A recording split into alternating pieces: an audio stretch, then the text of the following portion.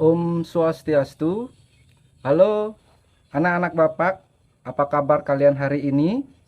Semoga dalam keadaan sehat walafiat, selalu rahayu rahajeng, dan dalam lindungan Ide Sang Hyang Widiwasa. Nah, pada hari ini sebelum kita mempelajari bab 3, mari kita berdoa kepada Sang Hyang Aji Saraswati.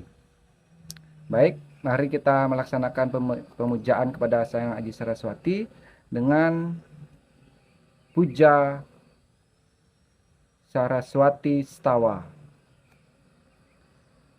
Om Saraswati Namastubhyam Warada Kamarut Pindi Sindarambam Karisyami Sidi Bawantu Mesada.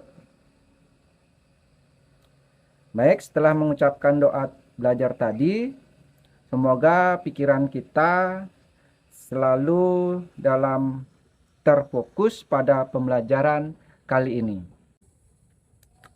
Baik, setelah kita berdoa barusan, apakah anak-anak sudah siap dalam melaksanakan pembelajaran pada kali ini? Sudahkah siapkan segala sesuatu untuk proses pembelajaran? Tentu jangan sampai nanti dalam proses pembelajaran ada saling pinjam, ya seperti itu. Jangan sampai ada dalam proses pembelajaran saling meminjam sesuatu sehingga nanti temannya akan terganggu dalam proses pembelajaran. Baik, untuk proses pembelajaran kali ini silahkan kalian membentuk kelompok 3-4 orang dalam satu kelompok, ya, guna untuk melaksanakan diskusi nantinya. Kemudian Bapak akan memberikan nama-nama kelompok, ya, yang akan berkaitan dengan materi yang akan kita pelajari. Mungkin nanti kalian akan menebak apa sih materi yang kita akan pelajari terkait dengan nama-nama kelompok. Baik, nanti nama-nama kelompok tersebut Bapak akan berikan berdasarkan nama-nama buku. Ada Sinta, ada Landep, ada Tolu, Gumbrek, Warige. Nah, nanti akan ditentukan nanti melalui sistem rolling, ya. Nanti perhitungan buku nanti akan nah itulah akan menjadi nama-nama kelompok Anda. Baik, dalam pembelajaran bab 3 ini kita akan mempelajari tentang apa? Iya, benar sekali. Padewasan, atau yang sering kita sebut dalam kehidupan kita sehari-hari ada disebut dengan ale ayuning dewasa, ya. Marilah kita mengingat pelajaran kita di bab sebelumnya, yaitu tentang apa? Iya, benar sekali, adalah tentang upaweda, ya. Nah, di dalam upaweda tersebut, masih ingatkah kalian tentang upaweda? Ya, tentu masih ingat, ya. Nah, di dalam upaweda itu terdapat yang dalam weda semerti, ya kan? Terdapat bagian dari weda semerti tadi, yaitu apa? Iya, upaweda dan wedangga. Nah, di dalam wedangga, ya, dalam wedangga tersebut salah satunya ada yang disebut dengan yang berkaitan dengan padewasan.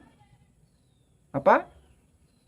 Ya, Jyotisa. Di mana Jyotisa tersebut mempelajari tentang peredaran tata surya yang ada di angkasa, atau tentang ilmu tentang astronomi.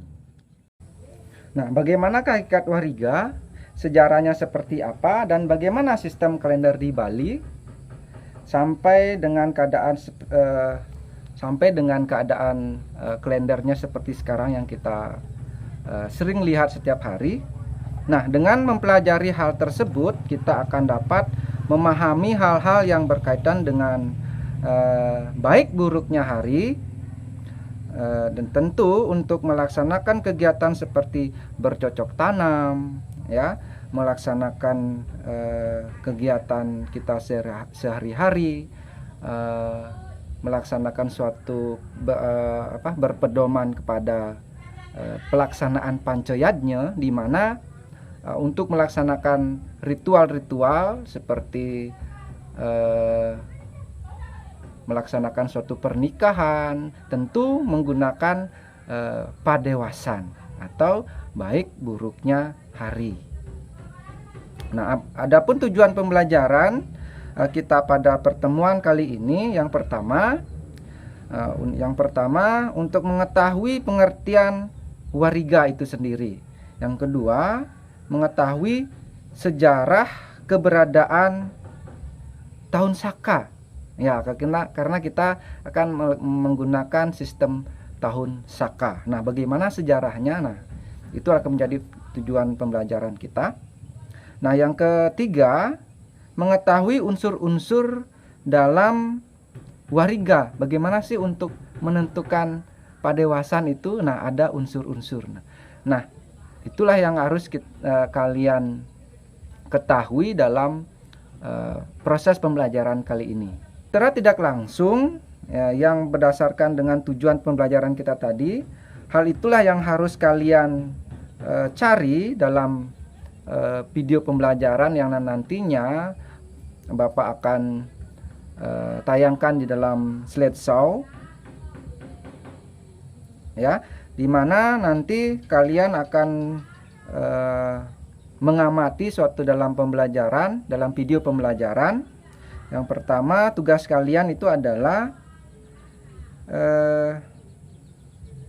menyimak apa pengertian wariga yang terdapat dalam slideshow nanti, ya, yang terdapat dalam video pembelajaran. Yang kedua, mencari informasi, ya, dalam video pembelajaran tentang bagaimana sih sejarah kalender Saka yang kita gunakan pada kalender kita ini. Yang ketiga, mencari apa unsur-unsur untuk menentukan padewasan atau wariga. Nah, itu nanti kalian kerjakan dalam LKPD yang akan Pak bagikan kepada kalian. Nah, kemudian dalam kelompok nanti akan kalian diskusikan, kemudian didiskusikan, tapi sebelumnya kalian harus menyaksikan atau menyimak video yang terdapat dalam slideshow yang nanti akan Bapak share, ya. Lahirnya tahun Saka, titik awal berkembangnya kebudayaan dan agama Hindu di dunia. Pemirsa, tahun baru Saka, itulah tahun baru umat Hindu di Bali dalam kehidupan beragama. Perhitungan tahun Saka ini mulai digunakan tahun Masehi, sudah menginjak tahun ke-78. Hari pertama biasanya jatuh pada bulan Maret, penanggalan Masehi. Dalam perjalanan sejarahnya, lahirnya tahun Saka memang tak bisa lepas dari perjalanan bangsa India. Jauh sebelum tahun Saka ditetapkan sebagai penanggalan resmi di India, suku-suku bangsa di sana sering terlibat peperangan. Suku Pahlawa contohnya menundukkan suku Yawana dan suku Saka itu sendiri. Suku Saka membuat suku Yuehchi bertekuk lutut dan suku Saka membalas kekalahannya atas suku Pahlawa. Rupanya tradisi bertikai ini membuat jenuh suku Saka. Menyusul kekalahan berikutnya, mereka juga bosan dengan pergantian pemimpin pemerintahan yang terus-menerus dilakukan di tempat itu. Perjuangan kemudian dialihkan ke arah perjuangan kebudayaan. Sejak itulah, suku Saka mulai berkibar. Tahun 125 sebelum Masehi, kekuasaan India ada di tangan dinasti Kushana. Melihat perjuangan kebudayaan suku Saka berhasil, pimpinannya mulai menyerap pucuk-pucuk kebudayaan berbagai suku yang ada. Pada tahun 78, Raja Kaniska I dari dinasti Kushana yang beragama Hindu menetapkan sistem penanggalan Saka sebagai kalender kerajaan. Sejak itulah toleransi antar suku dan antar agama di India bangkit. Sistem penanggalan ini memiliki 12 bulan dengan jumlah hari tiap bulannya 35 dan awal tiap bulan jatuh pada tanggal 20 hingga 23 bulan Masehi. Ketika agama dan kebudayaan Hindu masuk ke Indonesia, penanggalan Saka pun dipakai seperti yang tertulis pada berbagai prasasti dari zaman Sriwijaya hingga Majapahit. Pada zaman Majapahit, penanggalan Saka tetap digunakan secara konsisten sebagai kalender kerajaan. Bahkan, pergantian tahun Saka pada masa itu dirayakan secara nasional. Pada tahun 1958 Masehi, tahun Saka ditetapkan menjadi tahun nasional India. Namun tata urutan bulannya berbeda dengan tahun Saka yang ditetapkan oleh Raja Kaniska I. Bulan ke-12 atau Chaitra dalam penanggalan Masehi jatuh pada 22 Maret hingga 20 April. Pada tahun Saka Raja Kaniska I menjadi bulan pertama pada tahun Saka baru. Yang semula bulan pertama atau Waisaka bergeser menjadi bulan kedua dan seterusnya. Dengan demikian, tahun baru Saka di India jatuh pada tanggal 1 Chaitra. Sedangkan tata urutan bulan dalam tahun Saka yang berlaku di Bali sama seperti tahun Saka yang ditetapkan Raja Kaniska I, meski dengan nama bulan yang berbeda. Menurut penanggalan Bali, bulan Waisaka sama dengan bulan ke-10 atau Kedasa.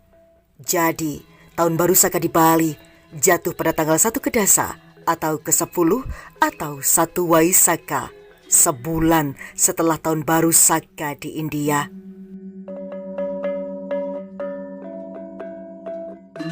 Saat itu, sang matahari menuju garis lintang utara. Saat yang dipercaya baik untuk mendekatkan diri pada ide Sang Yang Widiwasa. Dan saat itu pula musim hujan mulai reda.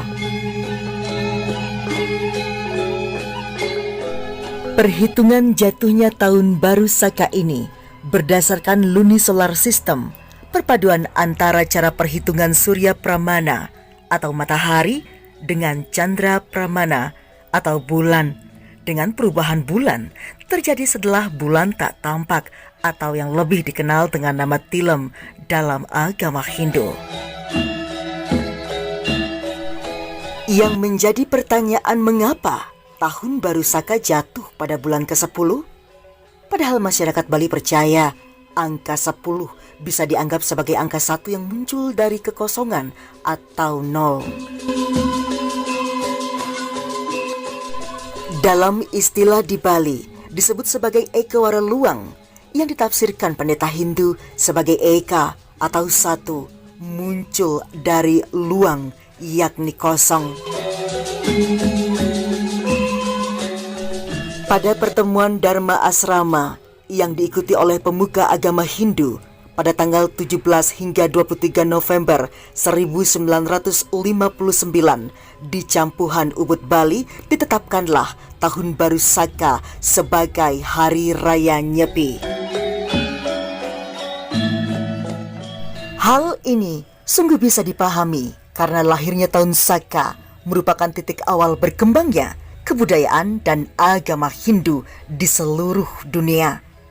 Sejak tahun 1983, tahun Saka baru ditetapkan sebagai hari libur nasional berdasarkan Kepres nomor 3 tahun 1983 tertanggal 19 Januari 1983. Pada abad keempat Masehi, agama Hindu telah berkembang di Indonesia. Sistem penanggalan Saka pun telah berkembang di Indonesia.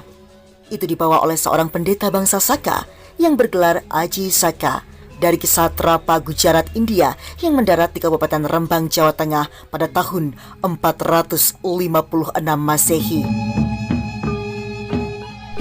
Demikianlah awal mula perkembangan tahun Saka di Indonesia. Pada zaman Majapahit, tahun Saka benar-benar telah eksis menjadi kalender kerajaan. Di kerajaan Majapahit, pada setiap bulan Caitra atau Maret, tahun Saka diperingati dengan upacara keagamaan.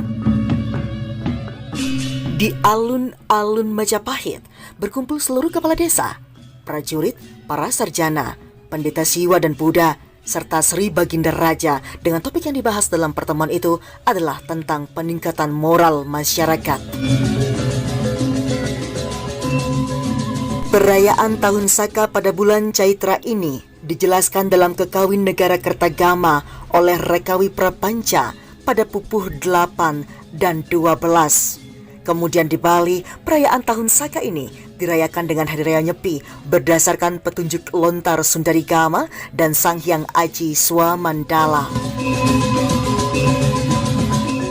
Hari Raya Nyepi ini dirayakan pada Sase Kesanga setiap tahunnya. Biasanya jatuh pada bulan Maret atau awal bulan April.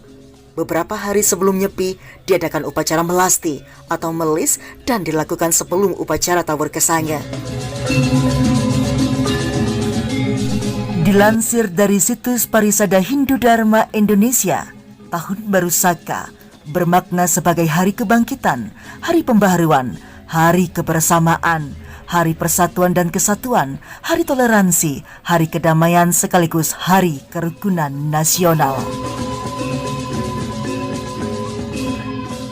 Masuknya agama dan kebudayaan Hindu di Indonesia membawa perubahan yang sangat mendasar bagi bangsa Indonesia, terkena pengaruhnya dan menerima Hari Raya Nyepi sebagai Tahun Baru Saka. Umat Hindu di Nusantara merayakan Hari Raya Nyepi sebagai bentuk Tahun Baru Saka dengan tidak melaksanakan aktivitas duniawi apapun. Hidup tanpa aktivitas fisik ini dimaksud untuk memadamkan kobaran api nafsu ataupun nafsu indria yang ada dalam diri. Video pembelajaran yang berkaitan dengan sejarah, ya. Kemudian nanti kalian diskusikan dengan kelompok kalian masing-masing, dan di dalam video tersebut nanti kalian menyimak apa pengertian wariga, ya, seperti yang menjadi tugas kalian. Baik, setelah kalian menyimak video pembelajaran tadi, bagaimana? Sudah selesai atau ada yang kesulitan dalam menyelesaikan tugas kalian?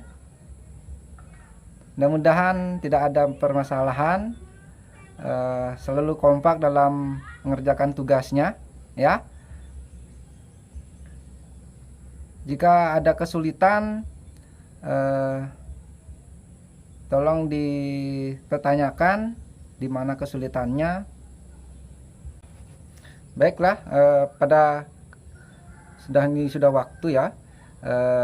Marilah kita untuk melanjutkan proses pembelajaran, di mana dalam proses kali ini kita akan mendengarkan presentasi dari masing-masing kelompok, ya, mengenai pengertian padewasan, sejarahnya bagaimana, dan unsur-unsur yang terdapat dalam wariga. Ayo, silakan, siapa yang terlebih dahulu akan mendahului, silakan.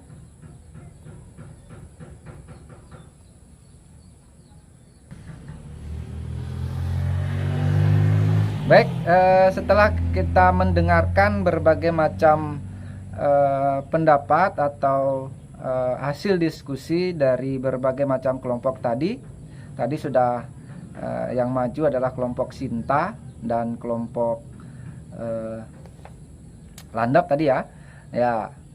Sangat baik sekali dalam proses menginformasikan. Berarti kalian sudah memahami apa itu wariga, kemudian sejarahnya seperti apa, dan kemudian unsur-unsurnya.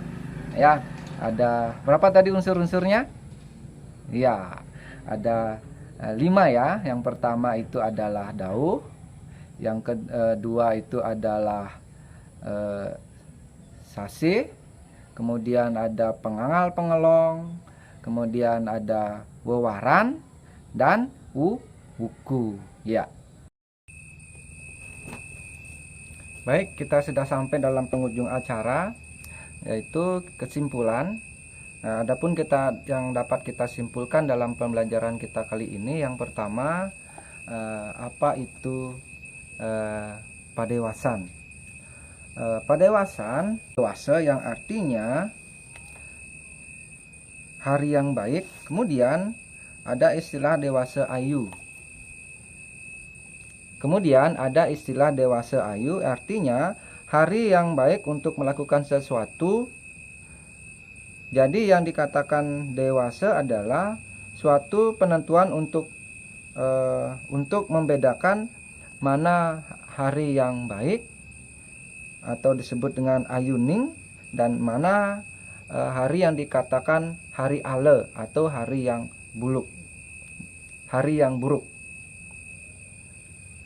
Hal ini dapat mengajarkan kepada kita untuk melaksanakan sesuatu kegiatan harus berdasarkan pemikiran yang terang untuk mendapatkan suatu kebahagiaan.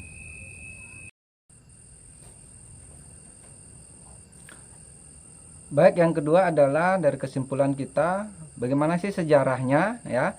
Sudah seperti yang dijelaskan oleh teman-teman kalian tadi dalam kelompok tadi, bahwa sejarah Wariga ini diawali pada tahun 78, di mana Raja Kaniska menetapkan bahwa tonggak tahun baru Saka ini adalah pada tahun 78 Masehi, di mana Raja Kaniska melihat pada sejarah tersebut terdapat kejadian berupa gerhana bulan total dan gerhana matahari total pada saat itu, sehingga Raja Kaniska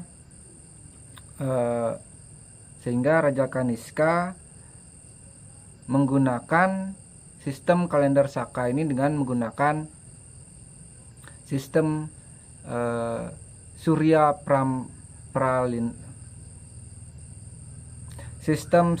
Pralingga dan Chandra Pralingga.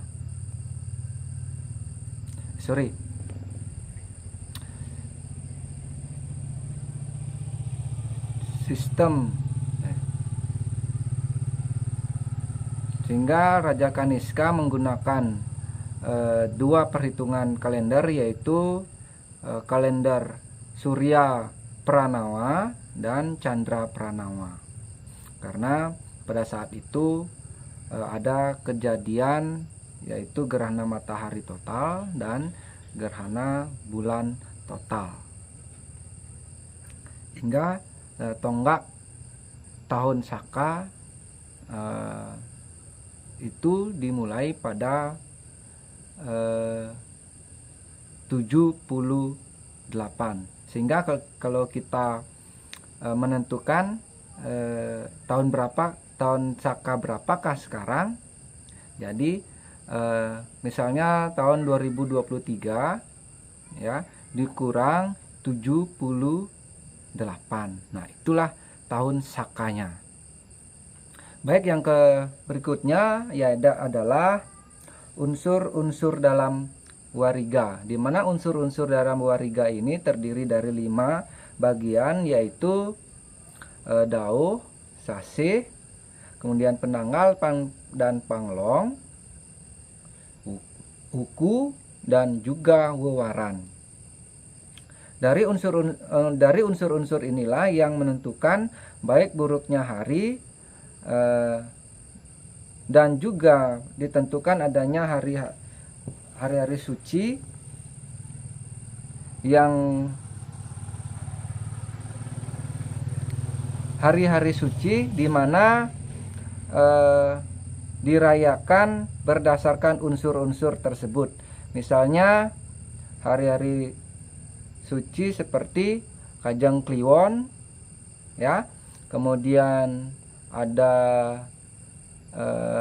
Galungan, Kuningan. Nah, itu berdasarkan perhitungan wuku dan wewaran.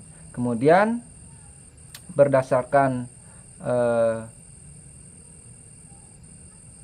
sasi ada yang disebut dengan Siwolatri dan juga Nyepi. Nah, dan ada juga yang berkaitan dengan Penangga dan Penglong sehingga menghasilkan hari raya atau hari suci yang disebut dengan Purnama dan Tilem. Baiklah, sampai di sinilah dulu perjumpaan kita pada hari ini. Baiklah sampai di sini perjumpaan kita hari ini. Terima kasih kalian sudah antusias untuk melaksanakan pembelajaran pada pertemuan kali ini. Sampai jumpa pada pembelajaran berikutnya, yaitu pada minggu depan, di mana pada minggu depan kita akan membahas unsur-unsur padewasaan ini, ya, secara mendalam. Jadi untuk persiapan minggu depan kalian saya arahkan untuk menghafal yang namanya wewaran dan wuku untuk memudahkan kita untuk praktek nantinya. Baik, sampai di sini dulu perjumpaan saya. Sampai jumpa di minggu depan. Saya akhiri Om Santi Santi Santi Om.